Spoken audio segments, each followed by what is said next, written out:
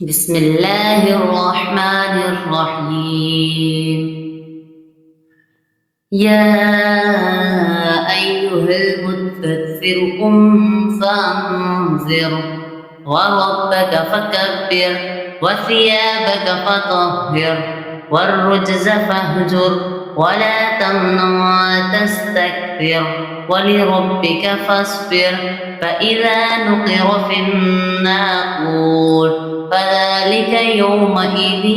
يوم عسير على الكافرين غير يسير. ذرني ومن خلقت وحيدا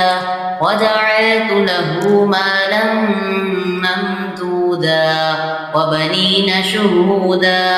ومهدت له تمهيدا ثم يطمع أن أزيد كلا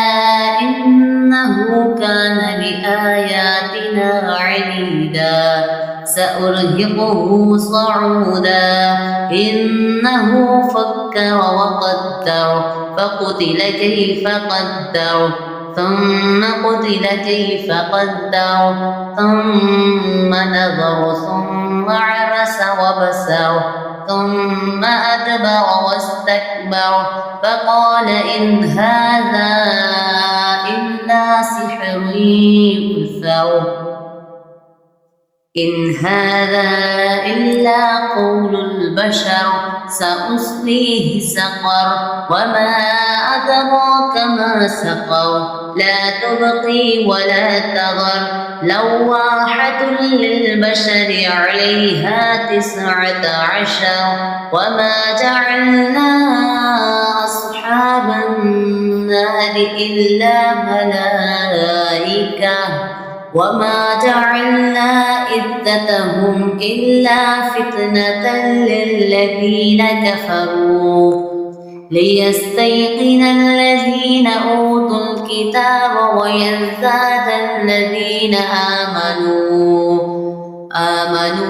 إيمانا ولا يرتاب الذين أوتوا الكتاب والمؤمنون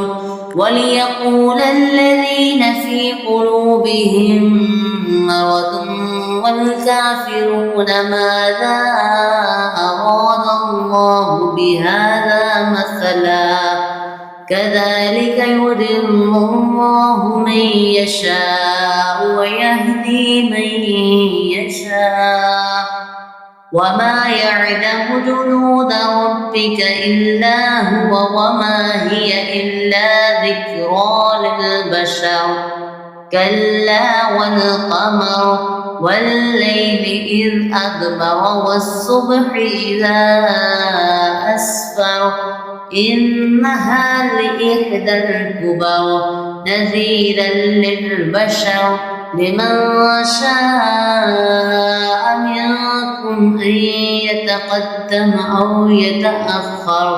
كل نفس بما كسبت رهينة إلا أصحاب اليمين في جنات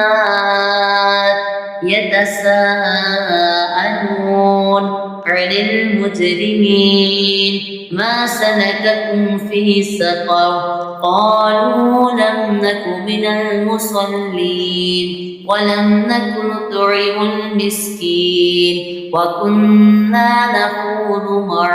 الخائضين وكنا نكذب بيوم الدين حتى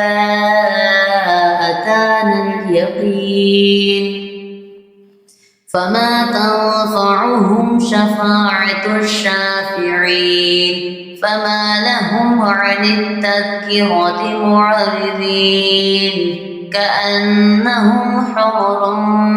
مستنفرة فرت من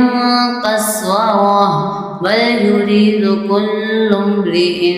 منهم أن يؤتى صحفا